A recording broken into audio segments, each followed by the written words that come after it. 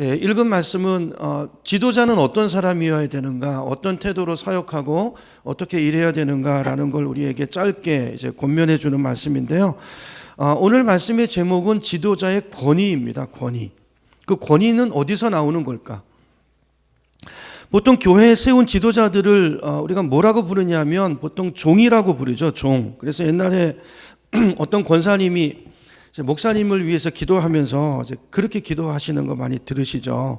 하나님 우리 종님을 붙잡아 주시고 종님에게 건강을 주시고 그러잖아요. 근데 사실 종놈은 있어도 종님은 없죠. 종님이 뭔가요? 예. 이게 왜 하나님이 종이라는 말을 쓰실까? 그걸 좀 오늘 이제 구약 성경의 경우, 또 신약 성경의 경우, 또 예수님의 말씀을 통해서 왜 우리를 종이라고 하고 그 말이 내포하고 있는 말이 뭔가, 어떤 사람이 돼야 되는가라는 것들을 오늘은 좀 생각해 보려고 합니다. 먼저 이제 구약에 보면, 구약에서는 이제 종이라는 단어를 어디다 썼냐면 두 가지 경우에 썼어요. 첫째는 이스라엘 백성들을 향해서 하나님이 이스라엘을 내 종이다 그랬고요. 오실 메시아 예수 그리스도를 가리켜서 예수님은 나의 종이다 이렇게 표현을 하셨어요. 자, 그때 구약의 개념은 어떤 의미냐면요. 이스라엘 백성의 경우도 그렇고 예수님의 경우도 그렇고 종은 사명을 말하는 단어예요. 거기 히브리 단어가요. 그러니까 종이라는 것은, 종으로 부름받았다는 것은 나는 어떤 사명 때문에 부름을 받았다는 거예요. 하나님이 이스라엘을 부르시고 당신의 백성 삼으시고 너를 나의 종이다 말하는 것은 그들을 통해서, 그들을 부르셔서 그들을 통해서 이루고 싶은 일이 있으신 거예요. 그 사명이 있다는 거죠. 그 사명이 뭡니까? 뭐였죠? 창세기 12장 1절부터 3절까지 보면 예수님이, 하나님이 그러시죠. 아브라함한테 너는 복이 될지라 그래서, 복이 될지라. 여러분, 우리가 복이 되는 게 사명이에요. 복. 세상에서 복이 돼서 이 복이 이웃들에게 흘러가도록, 내가 누군가에게 복이 되는 인생, 이게 하나님이 우리를 부르신 목적이고 그게 이스라엘을 부르신 사명이라는 것입니다. 3절에 보면 이렇게 말해요. 자, 땅의 모든 족속이, 왜 복이 돼야 되죠 내가? 3절에서 얘기하세요. 땅의 모든 족속이 너로 말미암아 복을 얻게 하려 하심이라고요.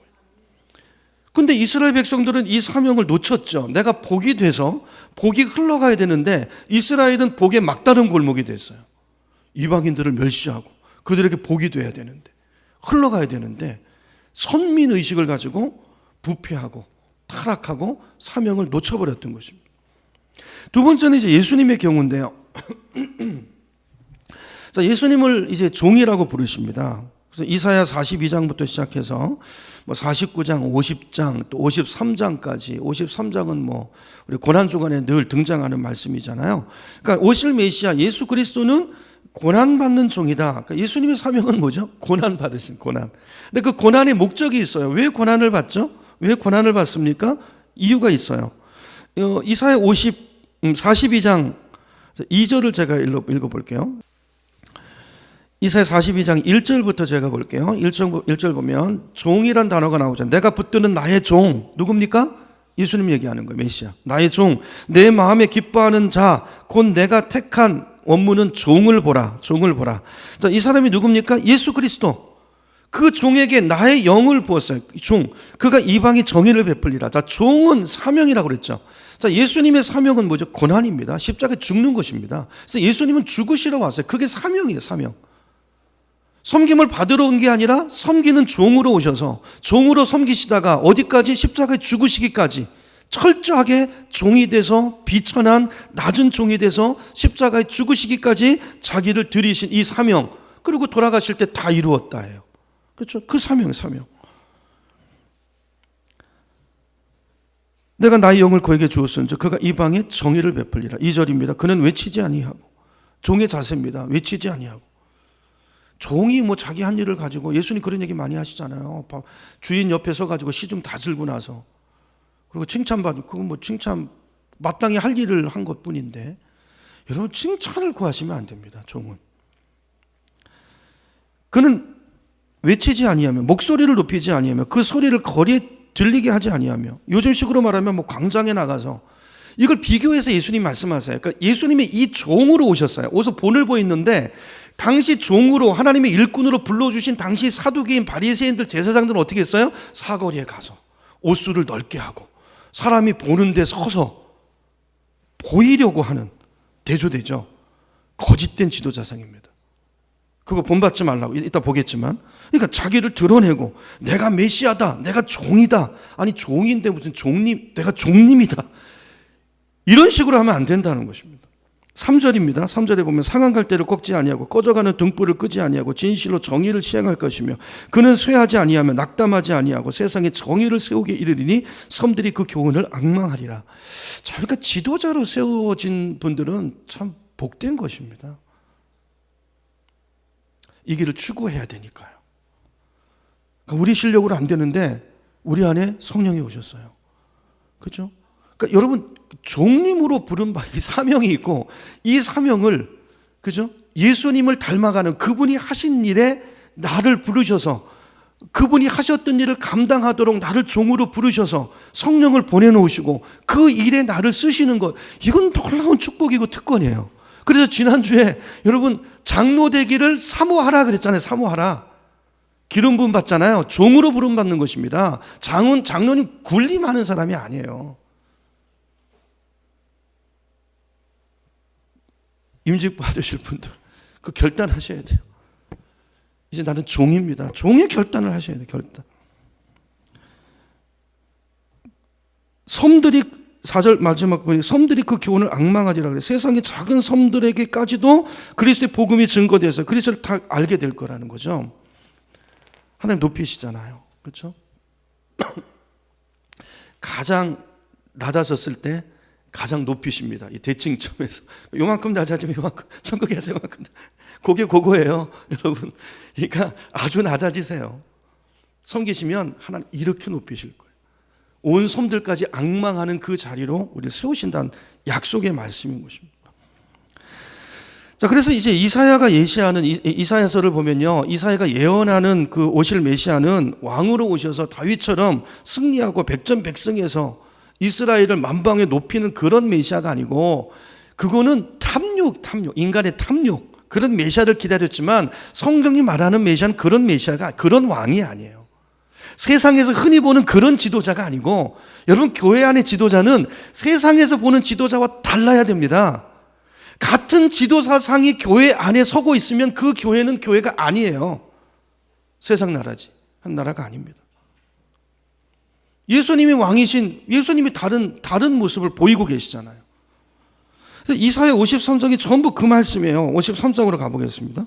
이사야 53장 조금 뒤로 가보시면 이사야 53장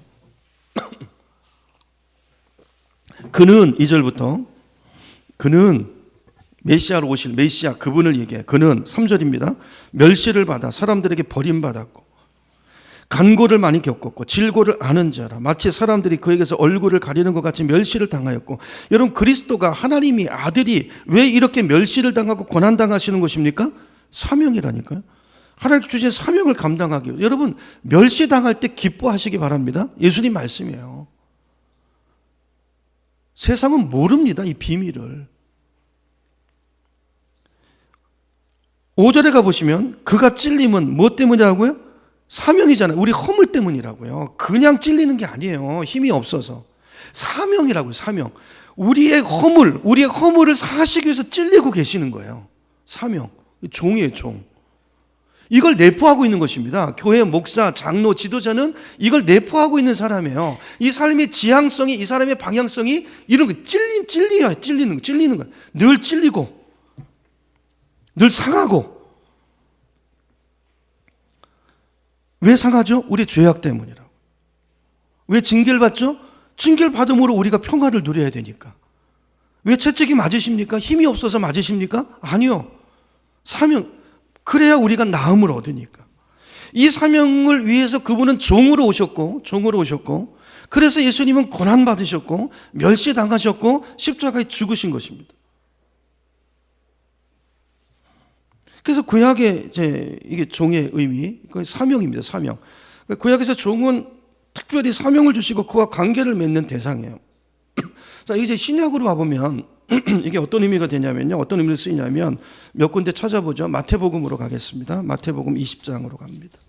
마태복음 20장 25절. 이 배경이 뭔지 아시죠? 제자들이 싸워요. 누가 높으냐 문제를 가지고. 25절에 불러다 놓고 이야기하십니다. 자, 가르치세요. 25절. 예수께서 제자들을 불러다 이르시되 이방인의 집권자들이 그들을 임의로 주관하고, 임의로 주관한다는 건 뭐죠? 마음대로 한다는 거예요. 목줄 잡고 힘 가지고 잡아 흔든다는 거예요. 내가 법이야. 독재하는 거죠. 독재. 요즘도 좀 그러는 것 같아요. 검찰이 너무 무서워가지고. 그 고관들이 그들에게 권세를 부리는 줄을 너희가 알거니와 너희 중에는, 너희는 그렇지 않아야 하니 너희 중에 누구든지 크고자 하는 자는, 지도자가 되고자 하는 자는 너희를 섬기는 자가 되고. 이제 자, 예수님이 지도자인데 예수님이 가시면 이제 교회에 누가 지도자예요? 제자들이, 사도들이 지도자죠. 너희들이 어떤 지도자가 돼야 되는지 세상 보고 현혹되면 안 된다는 거예요. 그같이 따라가면 안 된다는 것입니다. 너희 중에 지도자가 되려고 하는 자는 반드시 너희의 27절 종이 되어야 하리라. 인자, 나를 봐라. 나를. 내가 본이다. 인자가 온 것은 섬김을 받으려 함이 아니라 도리어 섬기려 하고 자기 목숨을 많은 사람의 대속물로 주려 함이라. 자, 여기 섬기려 한다는 말의 원어는 종이 된다는 뜻이에요. 종. 나는 종이 되러 왔다는 거예요. 이게 섬기는 게 우리 말이 섬기는 거지 종인 거예요. 종. 예수님 종으로, 종의 일을 하러 왔다는 거예요. 그냥 이렇게 좀 고상하게 뭔가 자기를 드러내기 위한 섬김이 아니라 예수님 철저하게 나는 종이 됐다. 이 섬긴다는 말. 종이 돼서 섬겼다. 그 얘기를 하시는 거예요. 섬기는 척 하는 게 아니라 진짜 종이 되셔서 진짜 죽으셨다고요. 그분이. 자, 그러면서 이제 마태복음 7장 15절에 가보면요. 우리 잠깐 갔다 오겠습니다. 마태복음 7장으로 한번 잠깐 가보세요. 거짓 선지자들 삼가라. 양의 옷을 입고 너에게 나오나 속에는 노략질하는 일이다. 당시 지도자들이요, 전부 거짓 선지자들.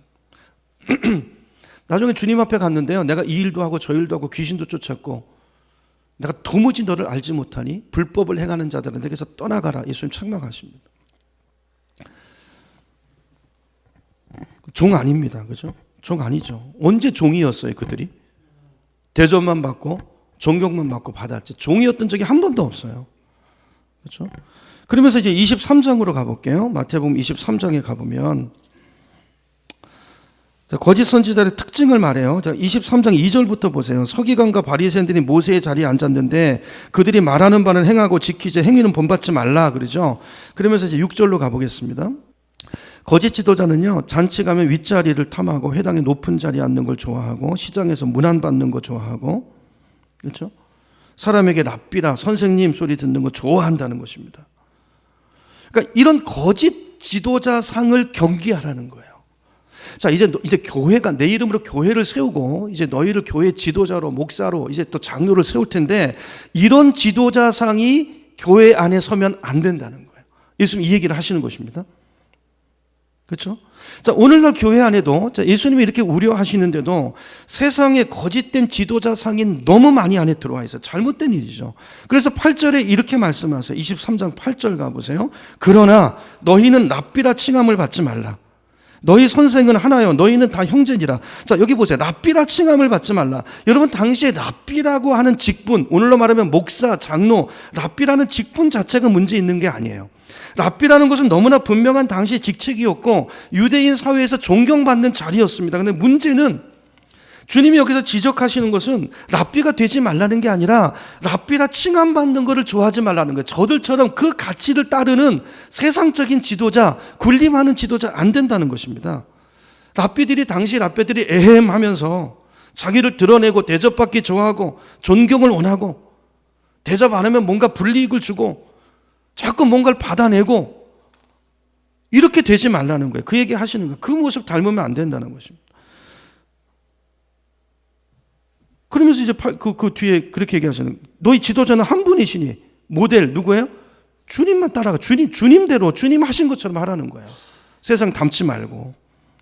그렇죠? 자, 그러면서 이제 바른 지도자상을 이야기하는데 너희 지도자는 한 분이시니 그리스도라. 그분의 본이죠. 11절. 너희 중에 큰 자는, 그러니까 지도자는 너희를 섬기는 자가 돼야 하리라. 그러니까 주님이 말씀하시는 건 뭐예요? 세상에서 우리가 흔히 보는 거짓된 지도자들의 모습을 보고 그것이 하나님께서 교회 안에도 세우는 지도자의 모습일 거라고 행여라도 그렇게 착각하지 말라는 거예요. 혼동하지 말라는 거예요. 그런 모습 안에 들여오지 말라는 것입니다. 교회 지도자는 어떤 사람이어야 돼요? 예수님처럼 섬기는 자가 돼야 돼요. 종이 돼야 돼요. 종이 돼야 돼요. 그것이 하나님이 인정하시는 바른 지도자라는 것입니다. 종이라는 단어를 쓰는 이유인 것입니다. 그러니까 예수님 분명히 메시지를 하시는 거예요. 자, 그 본을 예수님께서 이제 요한복음 13장에서 보이시죠? 13장 거기 보면 십자가를 지시기 전에 제자들의 발을 씻기시면서 내가 너희들 발을 씻기는 게 이게 뭐 하는 건지 아느냐? 내가 지금 왜 이렇게 하는지 아느냐? 지도자란 어떤 사람이 되어야 하는 거를 내가 너에게 몸소 보여주는 것이다. 이렇게 해야 된다 그 말이죠. 요한복음 13장으로 가보겠습니다. 요한복음 13장.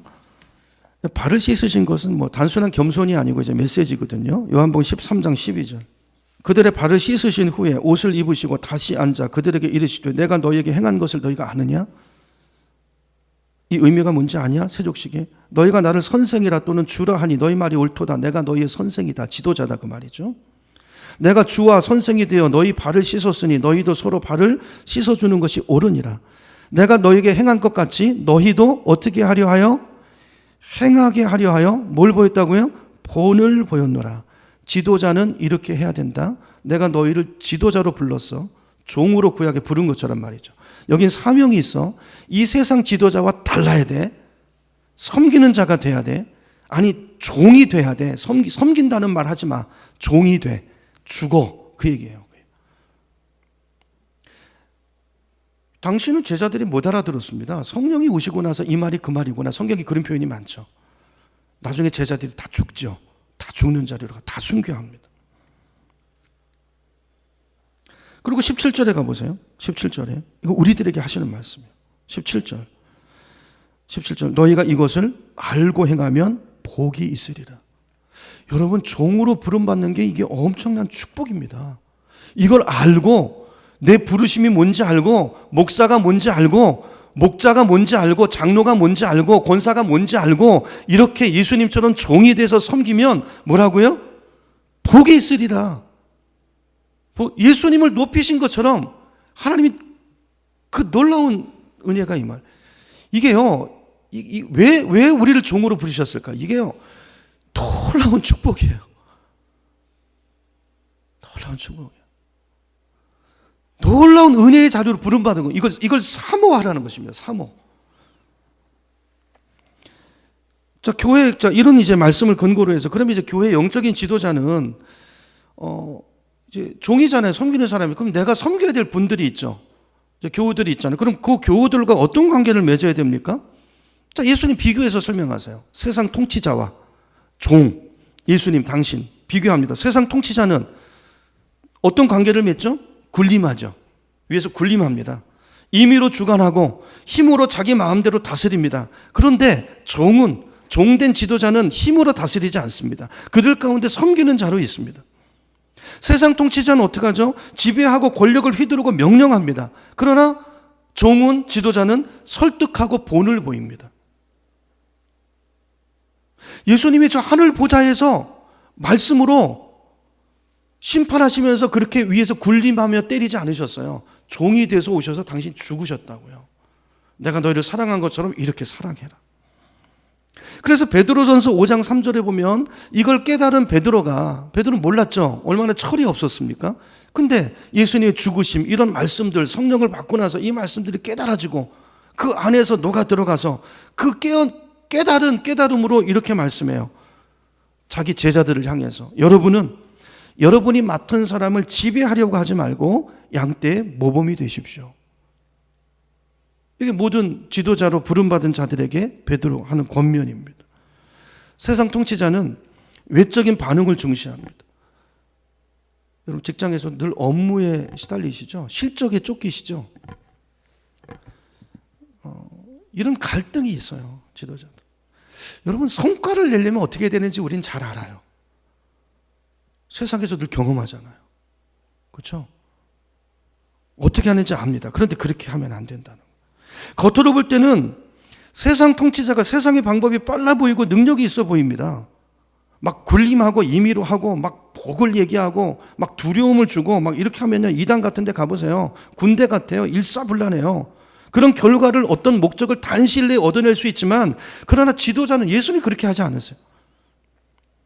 예수님 평생 제자 그 그룹 남기셨어요.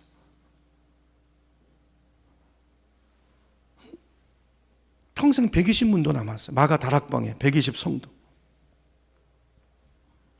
지도자는 종은 많은 시간과 많은 섬김과 희생을 통해서 열매를 맺습니다. 왜냐하면 이 일은 마음의 변화를 요구하는 것이기 때문에 그래요. 겉으로의 어떤 실적 행동을 끌어낼 수 있어요. 협박하면 됩니다. 목줄 잡고 힘들면 됩니다. 그게 아니고 마음의 변화는 그렇게 이루어지지 않아요. 겉으로 하는 것은 마음이 안 돼도 할 수 있을지 모르지만 마음의 변화는 내면 깊숙한 곳에서부터 흘러나오, 이거는 시간이 걸리는 일이고 대가가 많이 치러지는 일이에요. 왜 예수님이 그때 오셨을까요? 시간이 많이 걸리는 일이에요. 우리 자신을 한번 보세요, 스스로. 얼마나 시간이 많이 걸리나. 정말 시간 많이 걸렸어요, 저. 아니, 좀 일찍 순종했으면 얼마나 좋았을까요?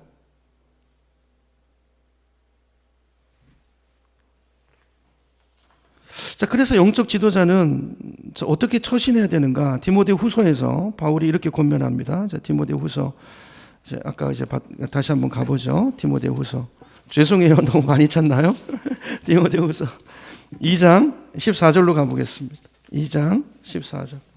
디모데 후서 2장 14절. 디모데 후서는 디모데가 사랑하는 자기 아들 젊은 디모데 목사에게 주는 목회 서신입니다. 14절. 너는 그들로 이 일을 기억하게 하여 말다툼을 하지 말라고 하나님 앞에서 엄히 명하라. 이는 유익이 하나도 없고 도리어 듣는 자들을 망하게 함이라. 너는 진리의 말씀을 옳게 분별하며, 분별한다는 게 뭔지 말씀드렸죠. 길을 놓는 거라고 그랬어요. 부끄러울 것이 없는 일꾼으로 인정된 자로 자신을 하나님 앞에 드리기를 힘쓰라.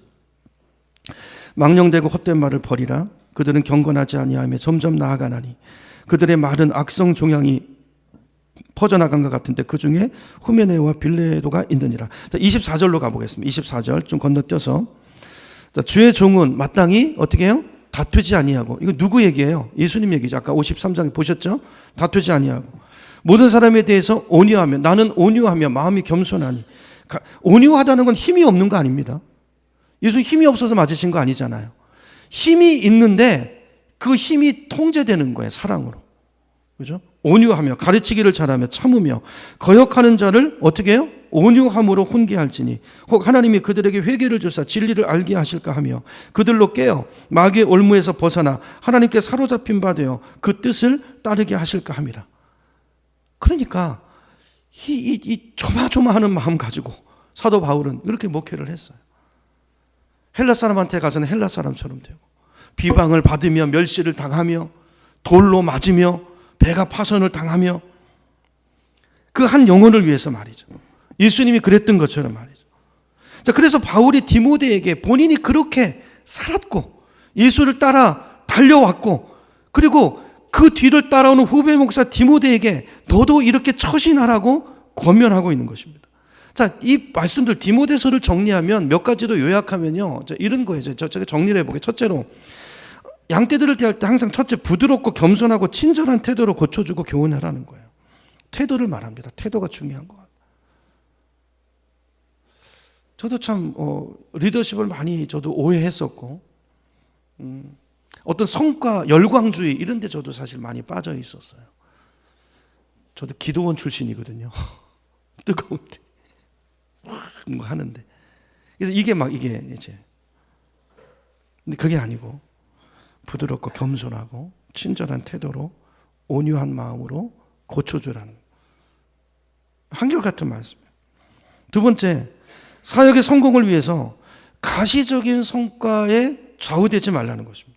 사역의 성패는 결과가 말해주는 것이 아니라 하나님 말씀에 대해서 내가 나를 부르신 그 자리에서 내가 얼마나 말씀에 순종해서 따라가고 있는가, 얼마나 성실하게 그 말씀에 서 있는가, 그것이 너의 성공이다.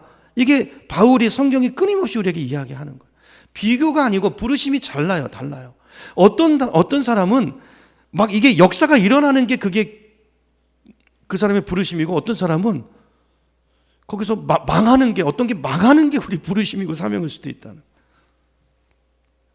죽음의 위기 가운데 있을 때 어떤 경우는 하나님이 천사를 보내서 살리시지만, 그렇죠? 베드로 같은 경우. 어떤 경우는 야고보 보세요. 야고보. 예수님이 애제자였습니다.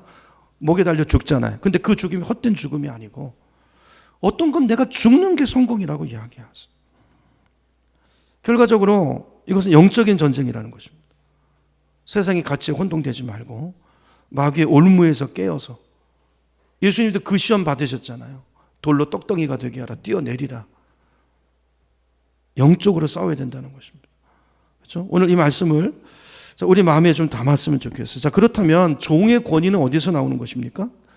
종의 권위는 어디서 나오죠?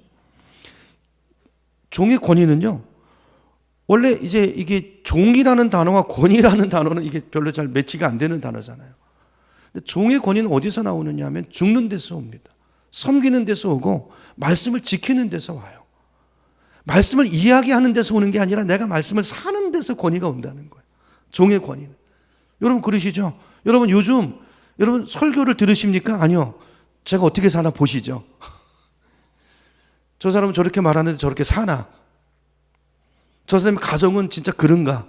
보시잖아요. 요즘은요, 옛날에는 숨기는 게 가능해. 이제는 숨겨지지가 않아요. 가정이 다 들여다 보이잖아요. 그렇죠? 가정 사역이 안 되면 목회 못 합니다. 이제 목회 못 해요. 그러니까 지도자의 권위는 그가 삶으로, 가르침으로, 내가 말씀 가운데 있을 때, 말씀 가운데 죽어 있을 때, 그때 주어지는 권위라는 거예요. 그게 예수님이 가지셨던 권위예요. 직책은 가지고 있을 수 있을지 몰라요. 여러분, 권위와 권세는 다른 것입니다.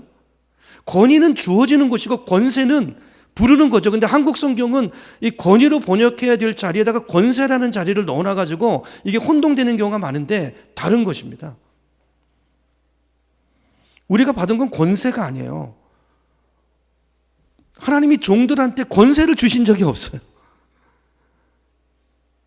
종이 되라 하셨고 죽고 죽을 때 거기에 권위가 주어지는 그 방법으로 하나님은 우리를 사용하시고 일하시는 줄 믿습니다. 그러므로 저와 여러분이 삶과 가르침이 하나가 되고, 그렇죠? 아는 것과 믿는 것이 하나가 되고, 말씀과 삶이 하나가 되고, 내 삶이 하나님과 같은 방향에 서 있을 때 그때에만 우리 삶의 권위가 주어지고 그를 통해서 하나님께서 당신의 권위를 부어서 당신의 일을 이루어 가신다는 거. 오늘 이 말씀을 우리 마음에 잘 담으시고 목사, 장로, 이런 목회자, 이런 장로님 되도록 저를 위해서 기도해 주시고 또 세워질 일꾼들을 위해서 기도해 주시고 우리 모두가 장로 되길 힘쓰라고 그랬죠. 남자분들은 장로 아니면 목사가 되십시오. 목사가 아니면 장로가 되기를 힘쓰십시오. 우리 여자분들은 딱 권사가 되기를 힘쓰시고요. 권사 얘기는 나중에 하겠지만 그것이 하나님의 선한 일이다. 마땅히 품어야 될 선한 마음이다라고 주님이 이야기하고 계시는 것입니다.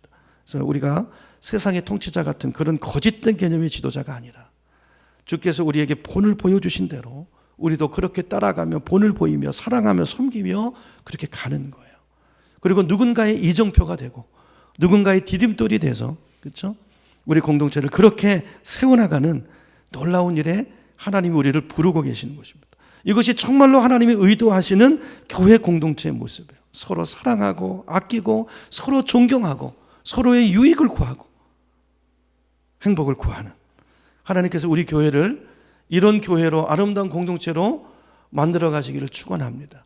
그런 일에 우리 모두가 일꾼 되기를 힘쓰시고 사모하시고 안 하려고 하는 게 믿음이 아니고 좋은 지도자가 되세요. 할 수 있잖아요.